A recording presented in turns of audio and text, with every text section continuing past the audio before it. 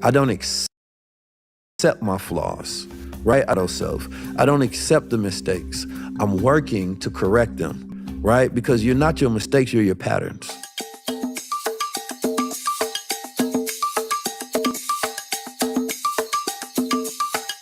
What's up, guys? So today's episode, we have an amazing guest. He's a thought leader. He's an entrepreneur. He's a speaker. He's really an overall just a polymath, a genius. And I had a good time chatting with him. His name is 19 Keys, and I hope you enjoy this episode.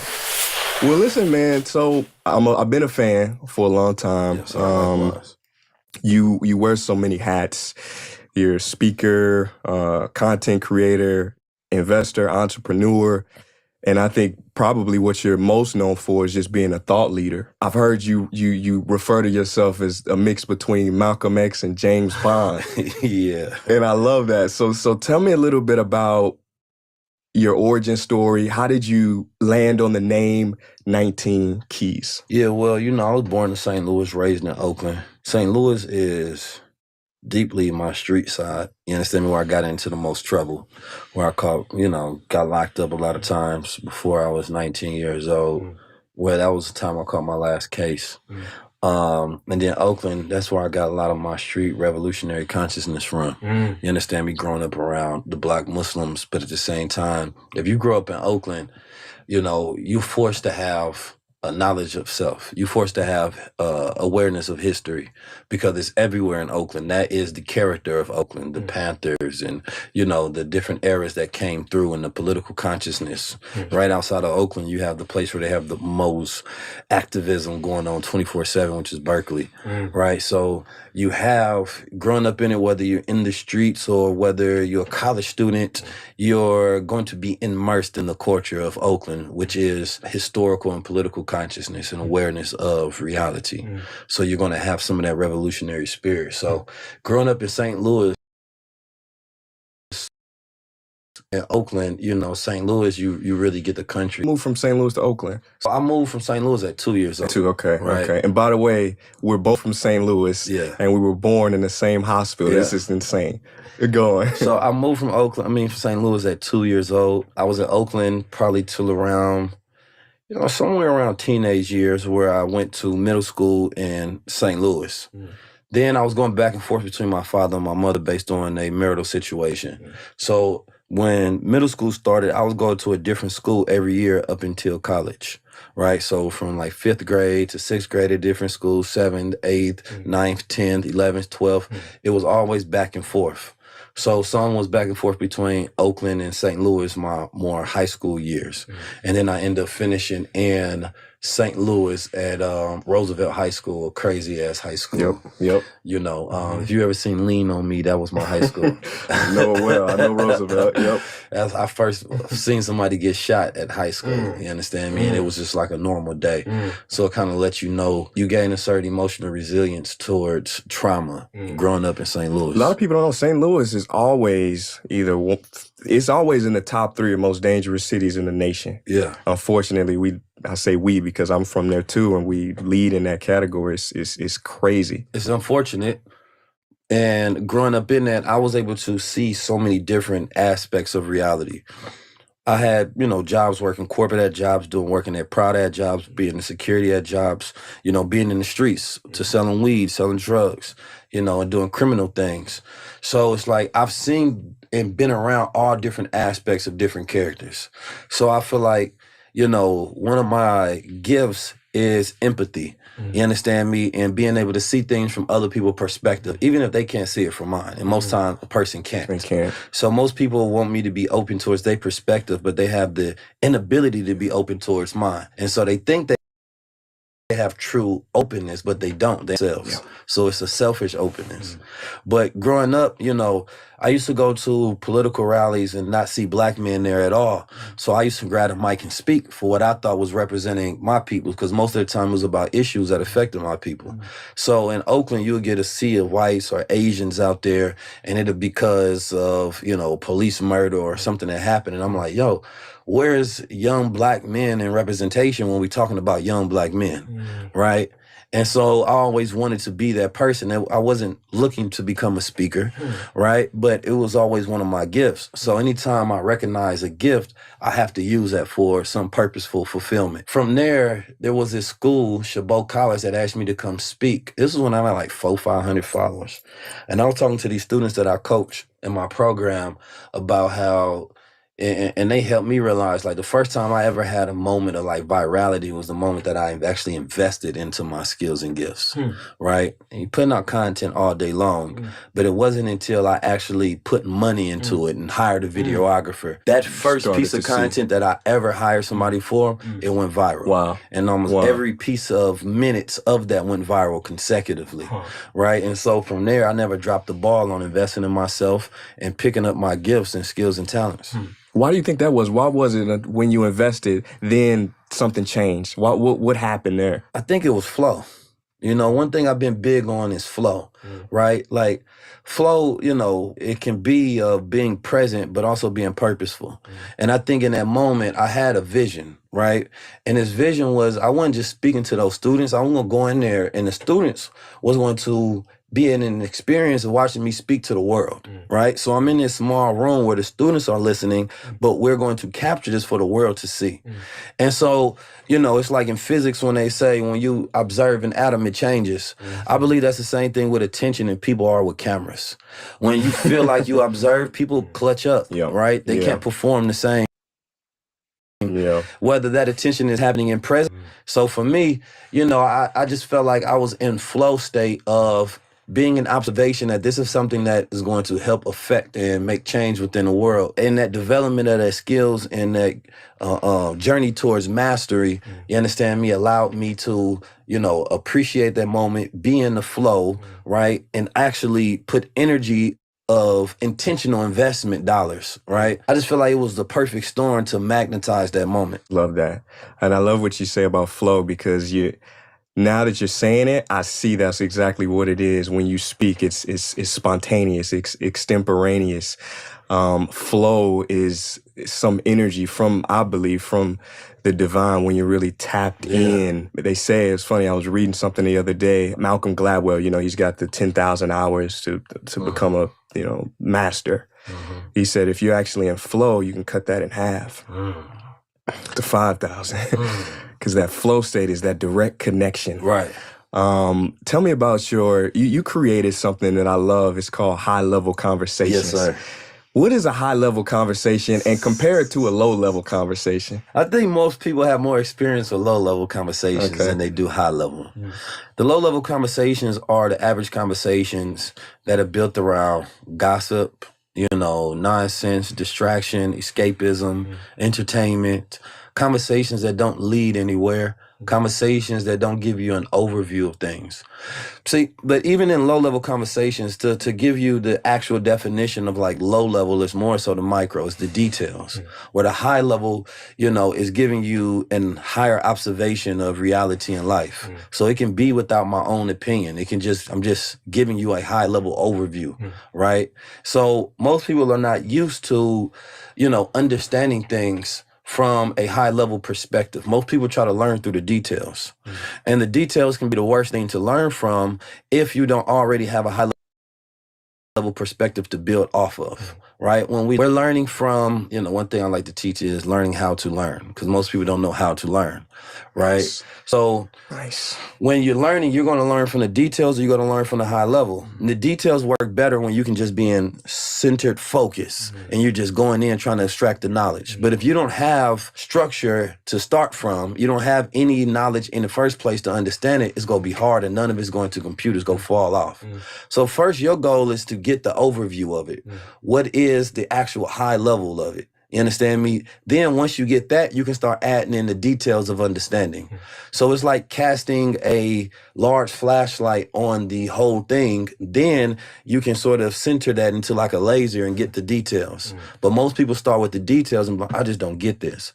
Well, start with understanding at a high level, then go in for the low level details. And ironically, I guess the high level is the foundation. It's the foundation. So we expose you, and then from that exposure, you can build on top of that.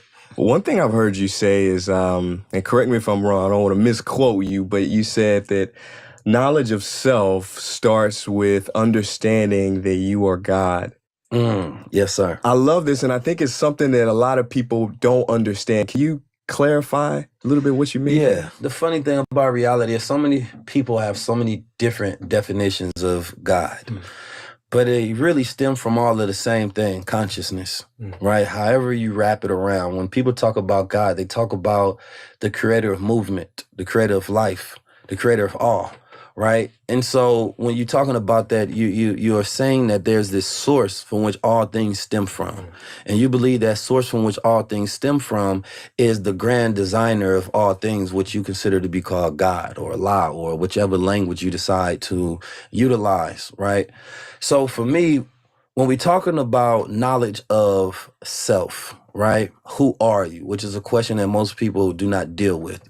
How you doing? What you do, right? What you want to do. We deal with everything but the internalized questions of who are you, right? And that you, when you're talking about the soul or the spirit, the breath, that prana, that ki, that chi, you understand me? When you're getting to the focus of who you are within self, that molecule of self, you're talking about your attachment to the source of all things, right? And from that source, you can draw from it. And being able to draw from source, meaning that you can do all things that source can do. In a book called Theology of Time, written by the Honorable Elijah Muhammad, he has a quote where he breaks down. And I said, if I could say it quickly, it was about, you started from a zero. We're all zeros. He said, go to the board and I want you to put a zero and I want you to put a hyphen, right? He said, now put another zero on the other end. He said, okay, from here you have nothing that goes from nothing. He said, now I want you to put a one on the other end of that zero. So he said, now you have a fraction of a one. You have half a one. He said, now I want you to take that one and I want you to put it on the other side of the zero. And he said, now on this side of the zero, it's a 10, right? He said that zero is that God standing next to us and giving us value. Because when God stands next to us, it 10x's our value, right? So we go from nothing to something.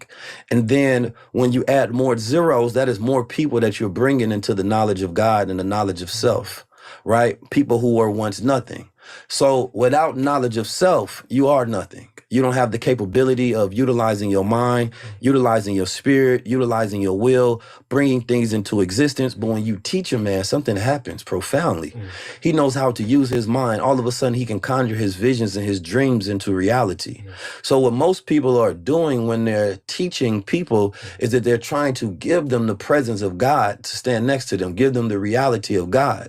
And once you have that, then you are tenfold. But that knowledge of God is the knowledge of self. Right? So you are this infinite potential, right? But if you see a man that does not stand up and a woman that does not stand up for themselves, that's not God. It's not until they become the erect version of themselves where they stand up, stomach in, and chest out, head up, and they move with focus, with vision, with application. You can see that that person knows who they are. They are wide awake, living man and woman. The presence of God is within them. Would you say this is the foundation of and the most important thing that you try to convey to people? Yeah, the mind of God. Crystallizing that, right? Most people believe in Christ, but Christ is that crystallization of consciousness, right? Once you reach a certain point, can it be crystallized, right? People love crystals because of the geometric crystallization, that this is energy trapped into form, right? But what happens when your mind is in an energy, right? People love and see a man that does not stand up and a woman that does not stand up for themselves, that's not God. It's not until they become the erect version of themselves where they stand up, stomach in, chest out, head up, and they move about reality with focus, with vision, with application. You can see that that person knows who they are. They are wide awake, living man and woman. The presence of God is within them. Would you say this is the foundation of and the most important thing that you try to convey to people? Yeah, the mind of God. Crystallizing that, right? Most people believe in Christ, but Christ is that crystallization of consciousness, right? Once you reach a certain point, can it be crystallized, right? People love crystals because of the geometric crystallization, that this is energy trapped into form, right? But what happens when your mind is in an energetic form, right? Like, look at water. Water has many different versions. It can go from steam, solid, liquid, gas, and fourth phase of water, right? But Water maintains the same amount of molecules and protons. It just rearranges. It's the same thing with consciousness. When consciousness rearranges and it becomes crystallized, it's a higher form of energy. When we see a snowflake crystallized based on the vibration of the Earth magnetic field, we can see a crystallization of a vibration. So we can operate at low vibration or high. We know we can go from delta states to gamma, right? So what happens if you can always be in gamma, where you're always at heightened focus, emotional resilience, higher creativity? How do you do that? Well, it's many different functions, brother. I would say, I like to look at the E's flows from education, exposure, experience, environment, right? If you focus on these, you really have the E's to be able to execute. So your environment is who you're around, which has a big dictation upon your nature. Huge. Right? So you can be a good person, but if you're in the wrong environment, then it can corrupt you. Right? I've seen, many people in the industry where, they are around something that is the opposite of themselves, but in that environment, it's a judge-free zone. But when they leave that environment, they judge themselves the most, right? So they have to go back into that environment because they don't want to be judged, right? Because by themselves, they're killing themselves, literally. We know that suicide is a high rate within men, right? Because men cannot deal with the solitude of their own thoughts and judgment. But you are in an environment that's conducive to your nature, then it makes you feel good about yourself because you're doing things that are connected to your purpose and your will and your drive. When you're doing things that are not connected to who you are, you'll feel like you're going against who you are. You become an enemy within your own body, right? So environment of having the right influence and structure and peer and group around you is key, right? Then you're talking about education. Our people suffer from a lack of proper education. You understand me? America suffers from a lack of proper education. We're supposed to be a first world country, but we have a third world education system, right? It doesn't teach you how to become enlightened. It doesn't teach you how to become a genius, an entrepreneur. We have a capitalist system, but it doesn't teach you capital. It doesn't teach you financial literacy. It doesn't teach you credit. It doesn't teach you how to set up trust and build and how to invest in bonds. Why not? Because the leaders, they didn't design it for you to lead them, right? They didn't design it for you to lead yourself. It's designed for you to need to be led so that you can fall into the system function as human capital. But as Frederick Douglass says, knowledge makes a man unfit to be a slave. So the quickest way to free yourself is to know thyself, right? To be educated on all things around you, from your mind, body, spirit, your environment, right? Everything. That gives you the ability, which I believe is the highest level of freedom, which is choice. Because now you know what you can do and what you cannot do. But an ignorant man is stuck by the circumference of his knowledge. You understand me? But he has to be freed. You understand me? By learning. So I believe that education is one of those keys, because if you look at all different people, how they built their wealth, it was based on them educating themselves, right? Not based on the law changing, not based on we educated ourselves, right? That was our primal thing. Then when we're talking about exposure, a man his mind is only as vast to his exposure, right? Okay. I always use the analogy in the universe. The universe spans based on where light reaches. In the mind of a man, it's the same way, right? There are areas that are dark, areas that we have yet to expand our consciousness in. But once they expand, they cannot be contracted. So when you take somebody out their environment, when you take somebody and expose them to new knowledges and new truths, now their mind has expanded. Now it is up to them to fill those areas. And they can't be fulfilled until they fill those areas with light, with consciousness, with knowledge, with purpose. So by giving someone exposure, they're no longer limited by their reality. They can be freed by their imagination. They can be freed by their experiences. And that's why it goes to experiences as well, because experience is actually what you do with the knowledge you have, what you do with the exposure, what you do with the environment, right? So being able to take these foundational things and man having principles to be able to live upon sets him on that journey of self-discovery, sets him on that journey of knowledge of self. Love that. Wow. That's the formula right there. Yeah, the formula for freedom. It really is. How you feeling? Man, I feel good. Getting a little sweat in. All right, man. Well, let's step out. Let's cool down a little bit. All right, done deal. Get some coconut water and continue the conversation. Let's do it, High level man. conversation. Keys, tell me, what was the most difficult decision you had to make in order to fulfill your destiny? Realizing that everybody I love can't go with me. I think that was probably, as you asked me that question, what comes up in my first mind is that. I got a picture of loved ones that didn't get to go on the journey with me, but that was there right before the journey started, right? And realizing who's going to help you, in your movement and who's going to be luggage on the movement. You understand me? Was key. So it's like in the environment of the mission and the journey that I was developing for, they were necessary. Much like a womb is necessary for a child until he goes into the next stage of life, right? I don't need that womb anymore. I may need the outer comfort of my mother, but I don't need the womb that protects me. We're all born in darkness and in water, but a lot of people fear darkness and water, right? It's no longer necessary for life, even though darkness is, but to be encased in water isn't. So you have to know what's preparing you for the next stage and what's to take you on that next stage. And so for me, being able to clearly understand that the things that were with me before will help me get to where I am, right? But they don't need to go where I'm going. I let that sink in because I think that resonates with a lot of people that want to keep people in their lives that may have been part of their past, but not part of their future.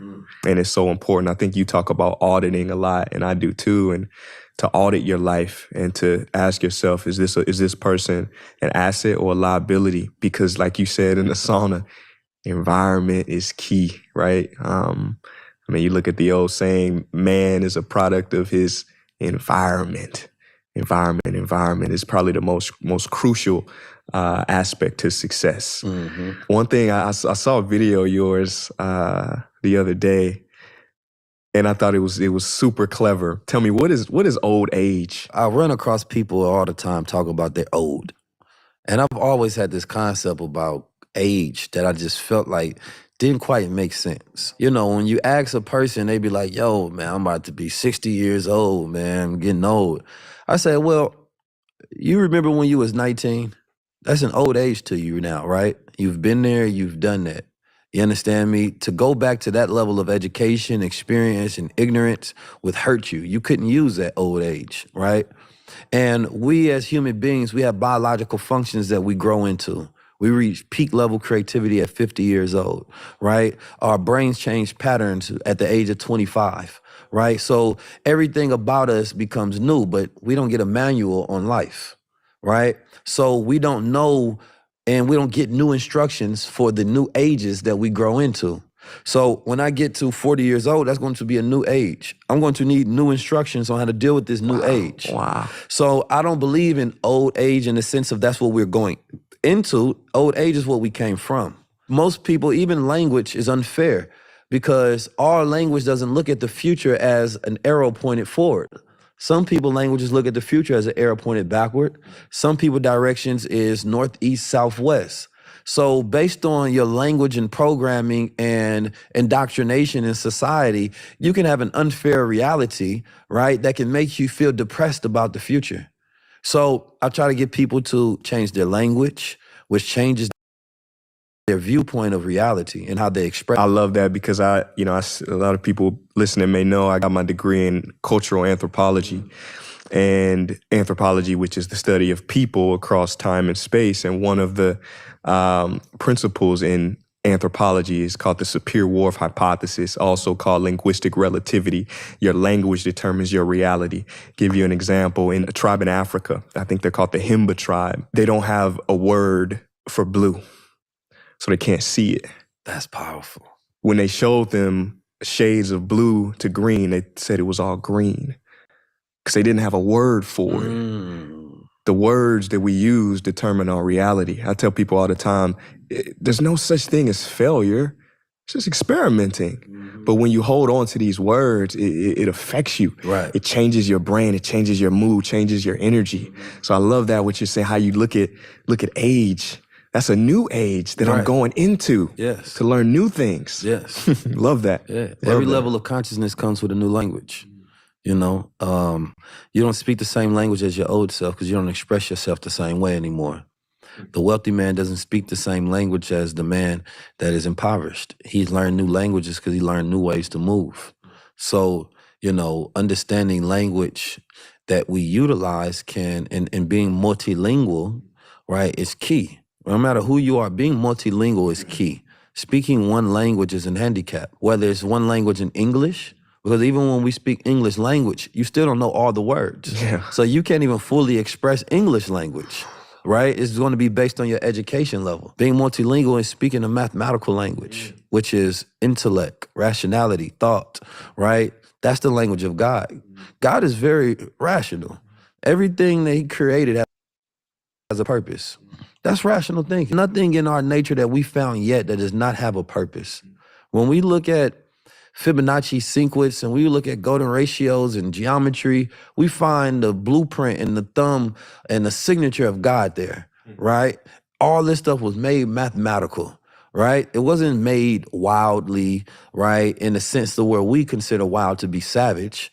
No, it had a mathematical function and flow. And when it doesn't, there's a mutation. There's something out of rhythm and out of cycle, right? And so sometimes we are out of rhythm with God's language, right? Because we're not operating in a mathematical, logical, rational, or even emotionally intelligent sense. I love that. You remind me of a study I read about people who began to learn Sanskrit. They saw their brains developing in certain areas as they started to learn this new language. So this show is all about healing. You know, we get in the sauna, we heal, we're here, we're, the self-care. Is there anything, because you've started from a place, I think, of struggle, and I think a lot of great people do, that flower that grows out of the sidewalk. Is there anything that you're healing now? I think just the wounds of undiscipline, the wounds of family. I think that if you ask anybody, I don't have regrets. I don't believe in that idea, because the idea of regrets is meaning that you're supposed to be perfect in the first place. I was never supposed to be perfect.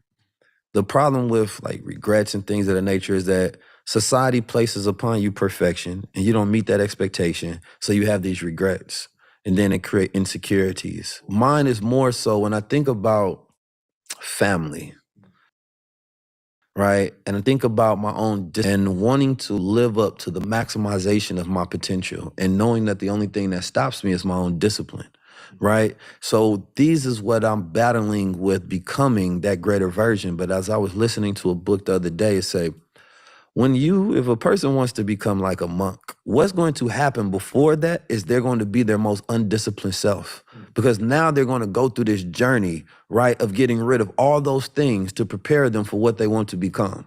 So you have to be careful of, you want to become rich. Now all your thoughts of indebtedness starts to pop up, right? Your spending habits. You're going to be taken along that journey that's going to prepare you for what you want to become. But you think that being taken along that journey looks like you're going through successful steps. No, it looks like you're going through the darkest steps, right? To prepare you for that light of what you want to be. So when we see people make mistakes, sometimes it's preparing them for greatness. You understand me? Instead of we judge them before they get to the point of greatness. When we look at success validates process, right? But sometimes we don't let people go through the full process before we judge the results.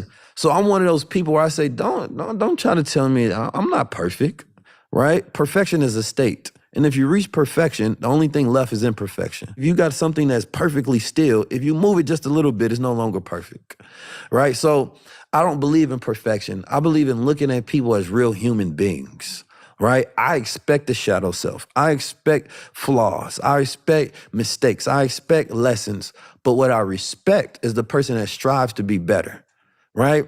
So my goal as a human being is I want to be judged as a human being, but judged also as somebody on the merit of their word that they're constantly striving to be better. I don't accept my flaws, right? I don't accept the shadow self. I'm working to correct them, right? Because you're not your mistakes, you're your patterns. I love that. And I know your life is dedicated on striving for excellence, not perfection, and getting better and better and better. And I could tell you're a reader. You just said you were reading a book. Tell me, how important is reading? And is there anything that you'd like to share that you're reading currently? I'm reading currently for the third time, Way of the Superior Man. Okay. So I'm not reading, I'm listening to it. Okay. That's how I Yeah. digest it too, Yeah. listening when So I'm on a walk or yeah. So I was on the plane, and on the way to the plane, it's a 5-hour listen. So it takes my day of in between time doing things. Sometimes I'll listen to it a couple of times because there's certain points. What I've learned about life, and I learned about things that you want to become, you have to learn about them. If you're learning about them, your brain starts to go through this process of believing that you are that thing, right? So sometimes we don't have enough information on what we want to be. Right. And so if I want to become a better and more superior man, I need to engulf myself with that type of information and knowledge. So now I'm making decisions from that informed place. Right. So for me, learning is the process of becoming. Right. So when I feel like I lack in an area, I feel like I don't have enough discipline, let me study discipline then. Right. Most people would never feel like I'm undisciplined, but they had never studied discipline. What is the root word of discipline? Where does it come from, right? How do I become it? What are the issues that get people becoming undisciplined? Because all study for me is knowledge of self, right? All of it you have to go through, like all of reality we live is an experience within ourselves. You understand me? We live inside our own brains. So all information that we get, we can only filter it based on who we are, right? So therefore, when I'm learning anything, it's teaching me about myself. So therefore, it's easy for me to contrast something about the universe with myself. It's easy for me to contrast something about society with myself or my people. And so I like applicable thought, things that I can use. I'm not much of one in the fairy in the wind. I like to bring it down to earth. You don't read much fiction. Last time I read a fiction book fully, I was locked up. I was locked up for a case that I beat. It was an assault case. I took it to trial. We beat it. But I was reading this fiction book, and it was about like a bank robbery or something. It was very vivid in my mind. You understand me? I imagined celebrities as character. I think Will Smith was a main character in one of the scenes. It was very vivid. But I remember reading that whole book, and afterwards, I closed that book. I look around, and I'm still in the cell. And I got to thinking, like, this just got me no further to my freedom, right? And my older brother gave me a list of books to read. And these were books like Socrates and Aristotle and all these different men, because it was teaching me about legalese. It was teaching me about the way that people think, society thinks, right?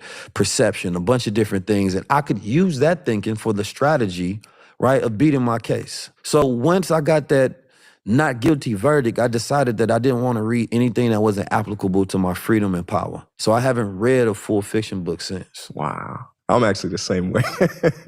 I really only spend my time reading. I like movies. I like, movie, Avatar. Right. And I don't have a problem with fiction because I think they help with the creative process. Yeah. Stories, can help you think about life in different parables. And it's a lot of information hidden in those stories that can be applied to life. Speaking of fairy tales, if you could wave a magic wand at the world and tomorrow whatever you decided to change would be changed, what would it be? That wand might have to give me more than one wish.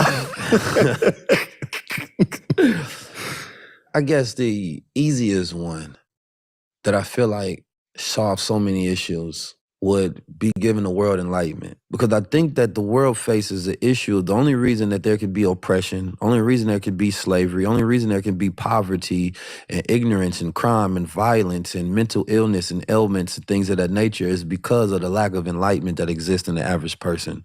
They can easily be fooled, they can easily be manipulated and taken advantage of. I talked about this idea of when you go places, it's dangerous to be impressed, right? Being impressed by things can represent that they're more than you already are. Wow. Right? Wow. An impression is just that, is placing in mold on something. It's changing the integrity of what it was before. Person goes to a celebrity residence or industry party, and they're so enamored and impressed, they can now be manipulated by that impression. There's a society called DEFCON 19. They are the largest hacker society in the world. And they talk about the ability to create an image mode key from a blank. And they do it through a process called impressioning. So they would take a blank key and they would stick it into the keyhole. Now, each keyhole has these different ridges. Some are deeper than others. So by putting it in there, they can see the etches that it makes on the key and how deep to cut. And they can easily make a mode to open that door. because average doors and average keys or average locks are made the same. The companies don't have the ability to just make customized locks for everybody. So people who break into doors and hacker societies knows the same thing with computers and codes. But it's all things. People have similar to about the same ideas and thoughts. They're mostly manufactured the same way. You come from America, certain background, geographical location, your ethnicity. I can learn who you are, the grooves of your thinking, and then I can create a key to manipulate you and unlock you so that you can do what I want you to do. But first, I have to create an impression upon you. Right? And so people go to places, they get impressed, and the person knows, like, the moment that I got you impressed, I have you. I can manipulate you now. Right? Or you like my car, or you like my house, or you like my girl, or you like the money, right? Or you like the fame. You're impressed. When you know that you are God, you can't be impressed by nothing but God. You know what I'm saying? So it's like I go everywhere with a stoicness. That's nice. But what I am impressed with is how your mind was able to will this into existence, because that's God, right? The devil can be how you use your mind, but God is always the domain of the mind. So you can use your will for, ignorance or negativity, right? That's a devaluing way of using your mind. You use it for good, that's a godly way of using it. So when I see man that has possession of greatness, I'm not fascinated by what he has, but how he was able to do it. How he was able to use the faculties of his mind, take from a thought in the darkness and bring it into a reality. That I am impressed with, because that leaves an impression on my mind to use it in the same way. And what is enlightenment? Enlightenment can be broken down simply. Consciousness is like being aware of something. So you can be aware that you're eating wrong and still go eat a McDonald's burger. You can be aware that cigarettes are bad and still go smoke. But you're conscious. But enlightenment making a change. So when the light of that knowledge actually reaches the right places in the mind, it activates it to make change based on the knowledge of awareness. So where consciousness is awareness, enlightenment is change. But also enlightenment can be seen as literal light in the mind, truth. When a person has truth, they are enlightened. You cannot be enlightened with lies. You can only be enlightened with truth, and truth is an electrical energy, right? Literally. When a person, sometimes truth can shock people and it can hurt them, it can kill them, it can give them heartbreak, when everybody's literally not ready for the truth.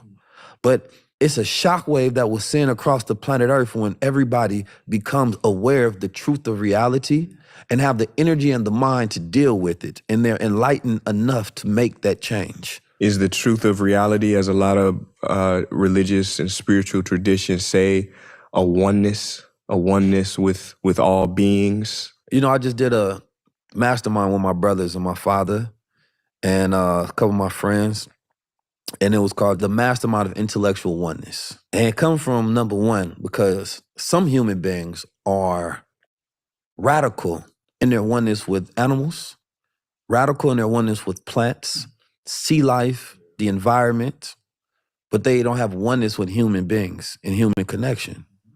So when we talked about that one, I'm 19 keys, so I'm a very mathematical guy. You understand me? I see things in logical complexities, but in simple concepts. We're all ones. I'm a one, you a one. Even if, you got three people in a race, they gonna say one person is first place, second, third place. Or two is just two ones, or three is just three ones. We're just different degrees of ones, right? But we're all ones on this planet Earth.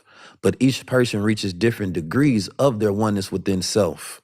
And different people reach different degrees of their oneness with reality and everyone else. Inside the mind, in my domain of dreams, that's my oneness with self. But when I awake, I am in the oneness of everyone else. You understand me? Now we're in this collective oneness to where we're sharing reality. In my mind, I have full control. I can change things at will. I can fly. I can change colors. Anything can happen. In reality, I have to fight against the will of everyone else, right? So when you're knowing that you're sharing reality with everyone, right, then you learn to be in collaboration with the ones around you, right? Because you realize that war comes from the friction of mostly ideas. But to be in oneness with everybody in reality means that there's freedom, justice, equality, enlightenment, peace. You understand me? So learning oneness is key with the human family then that oneness with themselves, because if you get to that depth of that, then you will also understand the oneness with the rest of the universe. How do we do that, man? This has been a goal of mine. I guess a goalless goal, because I live my life with the mantra, all is well and unfolding exactly as it should. There's a trust in the divine order of things for me. But I've always had this, I said, almost a dream, a vision of seeing that oneness, that enlightenment, amas, like everybody can wake up from the dream and realize that we are one, one family, and we start to take care of each other. How do we do this? Do we use media? Do we use music? Do we use art? Is it everything? Everything. Yeah. Everything all at once. What's the 10? It's but 5%ers, right? It's like, yes, it's 5%. Also, but that's a key, right? You have the 5, you have the 10, you have the 85% of the world. You have to realize, like you are a person that has grand ideas about the world, right? Who believes in himself and his ability to make, manufacture, and change. You know yourself very well. Everybody doesn't have that, and they will not get that. So what you have to want for people is the degree of what they're willing to want for themselves at the highest level. Yeah. Because everybody's not meant to be the greatest speaker or communicator, to be out front or whatever. But society has gotten to a point where we compare our gifts to other people's gifts instead of appreciating the gift that we have. So now we want something we can never be to the degree that someone else is. And so it's a find your, my brother Kyrie Irving said, find your tribe season. You know, the world would be at much better peace if everybody was around the ones that were like them. Yeah. Right? We enjoy diversity. We enjoy inclusion, but it also creates misunderstandings. Misunderstandings create issues and problems and wars, because when we are weary of people we don't understand. You can never fully accept somebody you don't understand, right? You may say, well, I won't judge them. Well, you know, this is life and everybody is everybody. But you don't fully understand it. You wouldn't want that person around your children. You wouldn't want that person at home with you because you couldn't truly be comfortable. Human beings have issues with things that we don't understand. But when there's people that are like us, it puts us at ease. We're in relaxation. There's no stress. Everybody has an understanding. Oh, we should build this. Oh, you see the world like this? So do I, right? Then it increases our power and our abilities together to be able to mastermind and build our own worlds. When the world was at a state of, you know, peace and prosperity, it's because those who are of the same tribe and likeness were around those who are the same tribe and likeness. The wars then come happen into different tribes started crossing over, right? To different mindsets started crossing over. And Africa is the most diverse continent on the planet Earth. When we talk diversity, we think it's white, black, and yellow, and brown, and red. It's, whoa. Africa is the most diverse. I heard, what's the scientist's name? I forget his name at the time. But he was just talking about how, you know, you have the tallest people in the world and the shortest people in the world, right? You have people who may build pyramids and people who may build huts. Right? People whose idea of civilization is more closely connected to the way that we live now, and other people believe in conjuring of spirits, right? And dance ritual, while other people believe in reading and writing and arithmetic. So the cultural diversity of Africa shows you that, you know, Africa or Pangea or Asia Minor or Major, however you want to call the original state of Earth, right? When people of different mental and psyche degrees were around each other. People of different atmospheres going to think differently. People who get different, you know, amount of sunlight versus people who live in the cold would think differently. But when you put these people together, right now, there's a problem. I was out.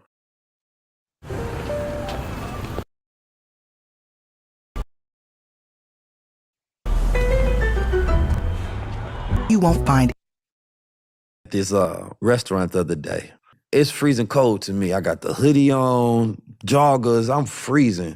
Next to me is a Caucasian guy. He got a tank top on and some shorts. And we talk about how we're all one, but we are different, and we have to recognize the uniqueness in each individual in order to appreciate each other. We go through different cycles, right? That cycle of wintertime is not the best time for Black people. We become very vitamin deficient. Yeah. Right? Seasonal depression can creep in on us more. People who come from colder climates are more accustomed to acclimate to that much easier. Yeah. So that could be some of their peak time for activating and hunting and being more ambitious. Well, that might be our time to kind of chill a little bit, put the house in order, and then wait for springtime to come. But if you tell everybody who's in this one mixed bowl to operate the same and grade them off that same scale, one person may, well, shit, I don't feel like doing it. The other person like, I feel like doing it. Are you lazy? No, it's just not my season, right? And so human beings have not recognized the differences, and that's why the customization of society is better than the generalization of society. Wow. The customization. I love that. You sound like you took some anthropology courses when you talk about the genetic diversity in Africa. And I'm a polymath, man. I love to study. I want to ask you one final question, because I know you're big. You're a polymath. You're knowledgeable in all areas, I think, of the human being. Since this show is about healing, what are some ways that people can heal mind, body, spirit? Just simple ways, practical ways that tomorrow they can start doing. Healing the mind. Anything that deals with the mind, right, is dealing with the domain of thought and psychic energy, right? It's like people have mental illnesses. And one people, they don't think about when mental illnesses, they don't think about brain health, number one. And I think that that's probably a huge issue. We talk about mental illness all day long, and nobody talks about the substance of things that the brain is being fed with. So the brain can have many different type of injuries. If it's a physical injury, then that's harder, right? Because it actually has to heal from a physical injury, create, damage in the brain to where those synapses are no longer functioning the same way. So that person is literally not the same person because there's inflammation within the brain. When you're talking about, healing the mind, I believe that it first starts with your childhood. One thing of being able to travel to the past is literally being able to go back into your mind through every circumstances that made you who you are. We could have 1,000,000 hours of good time in life, but it's the 5 hours of bad things that happen in life that become who we are. And so I've become a person that it's easier for me to focus on the good times because the bad times just make the good times worth it. If I have a day where there was 5 terrible days, right, out the year, but it was 360 good days, that's a good investment. You understand me? Yeah. That's the way I look at it. Yeah. So I'm going to think about those 360 good days while somebody else may be thinking about those 5 bad days too much. In my past, the way I do, I changed my past because with me being mature now that I have a greater perception on why everything turned out the way it did. Wow. Most people are suffering from something that already happened, right? And then they're suffering from what they think is going to happen. I go in my past, in my childhood, my high school, things that happened with my parents, right? I learned how to forgive myself through every iteration of life. I learned how to see things for what they are. You was a young boy at that time. This was happening. You had to react that way. That was your programming. Now see it, learn from it, and move on. So as an adult, you would have a different perspective, but some people are still operating from a childhood perspective of trauma. You understand me? So for me, it's literally going back in the reflections of my past and everything that I go through and turn it into a lesson. Great. So it makes it impossible for me to have a bad day, right? Not if I learned something from it, it wasn't bad, right? But some people, their mind doesn't have enough energy to turn it into a positive because it's literally positive thinking. The things with the mind is when we talked about environment, right? Being able to reconstruct a better environment for your mind is key. Being around better people, learning better things, and learning thinking techniques that you can use as a resource to apply for a better way of living.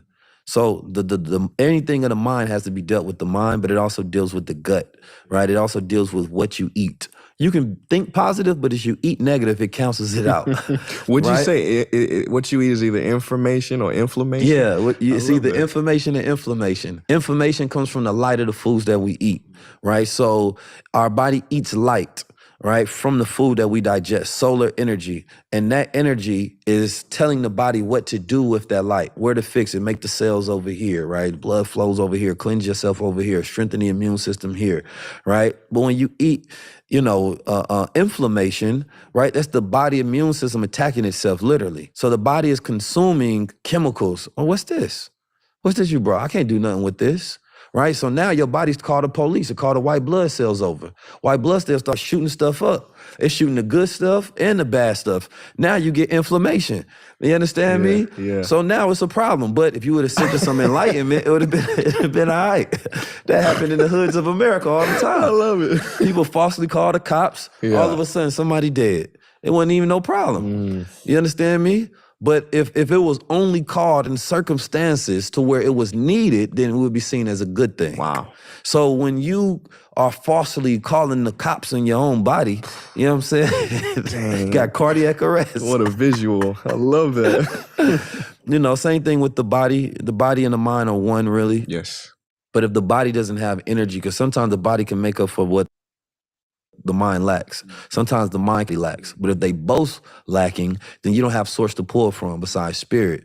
And then when you're pulling from spirit, you're going to be super drained, right? Because this is like your reserve. Your body, you should have so much energy throughout the day like a child. A child goes through energy like this, and then sleep, boom, then wake back up, and it's just like that, right? A human being, energy be like this. Yeah, fluctuates. But we have ultradian cycles, right? So we have cycles throughout the day where we have peak times, or 90-minute cycles, 20-minute rest cycles throughout the day. We have circadian cycles throughout the day, 24-hour cycles.